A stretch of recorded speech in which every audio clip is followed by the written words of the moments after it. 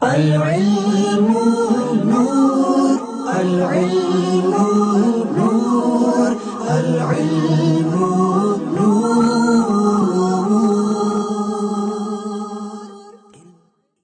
عليك يا رسول الله وعلى آلك وأصحابك يا حبيب الله. کل سے انشاءاللہ فجر کی جماعت 4:40 پر ادا کی جائے گی. کل سے انشاءاللہ فجر کی جماعت 4:40 پر ادا کی جائے گی. حضور صلی اللہ علیہ وسلم نے ارشاد فرمایا، جو بندہ مجھ پر ایک مرتبہ درود پاک پڑھتا ہے، اللہ تبارک و تعالی اور اس کے 70 فرشتے اس پر 70 رحمتیں نازل فرماتا ہے. کیا فرماتا ہے؟ 70 رحمتیں. تو محبت سے میرے ساتھ مل کر پڑھیے، الصلاۃ والسلام علیک یا رسول اللہ وعلی آلک واصحابک یا حبیب اللہ.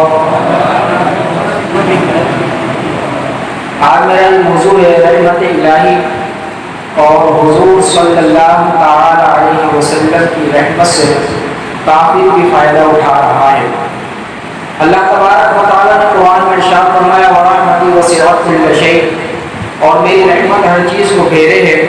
یعنی اس کا مطلب یہ ہے کہ دنیا میں اللہ عز و جل کی رحمت اس کی تمام مخلوق کو شامل ہے، خواہ وہ نیک ہو یا گناہ گار ہو.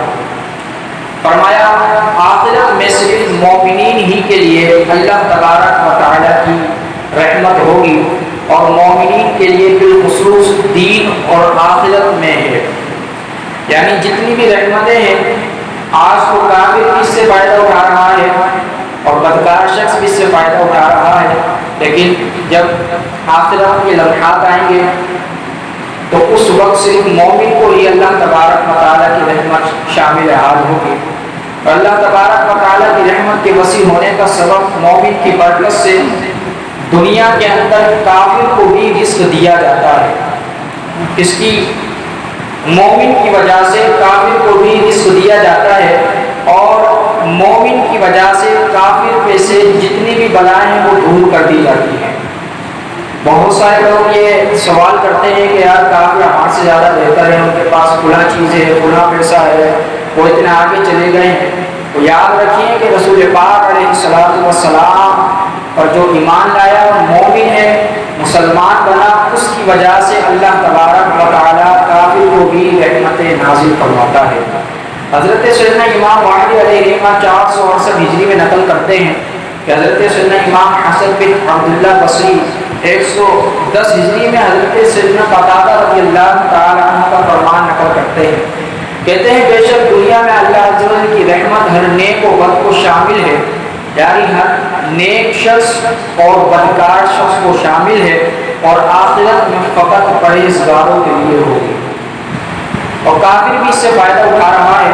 حضرت سیدنا امام محمد بن سعد بن محمد بن حسن بن عطی متوفى 276 ہجری میں فرماتے ہیں کہ مومن کے لیے اللہ عز و جل کی رحمت وسیع ہے، اس لیے کہ کافر مومن کے صدقے تو پھر رحمت خدا بندی سے فائدہ اٹھا رہا ہے.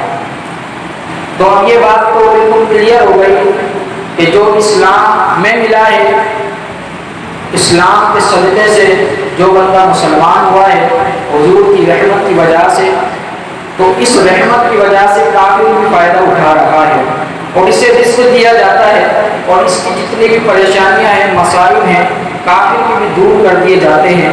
اور وہ اللہ عز و جل کی رحمتیں دنیا کی زندگی میں تو پا لیتا ہے، مگر جب آخرت کے لمحات آئیں گے تو وہ یہ رحمت جو ہے وہ بالکل بھی نہیں پائے گا، اور صرف مومن کے لیے ہی رحمت خدا بندی ہوگی.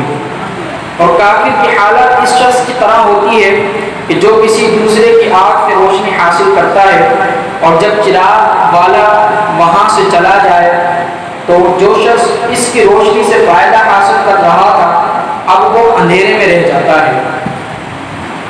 اسی طرح الذین یتبعون الرسول النبی الأمی کی والی آیت قرآن کے اندر ہے. فرمایا وہ جو غلامی کریں گے اس رسول بے پڑے غیب کی خبر دینے والے کی.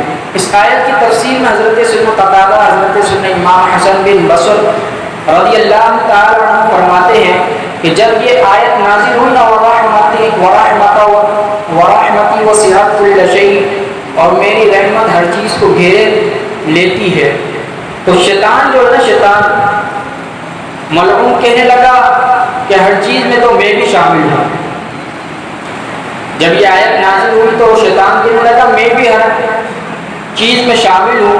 جب اللہ تبارک و تعالیٰ کی رحمت شامل ہے تو اللہ تبارک و تعالیٰ نے دوسری آیت نازل فرمایا فَسَأَكْتُبُهَا لِلَّذِينَ يَتَّقُونَ وَيُؤْتُونَ الزَّكَاةَ وَالَّذِينَ هُمْ بِآيَاتِنَا يُؤْمِنُونَ، یعنی تو عن قریب میں نعمتوں کو ان کے لیے لکھ دوں گا جو ڈرتے ہیں اور زکوٰۃ دیتے ہیں اور وہ ہماری آیتوں کا ایمان لاتے ہیں۔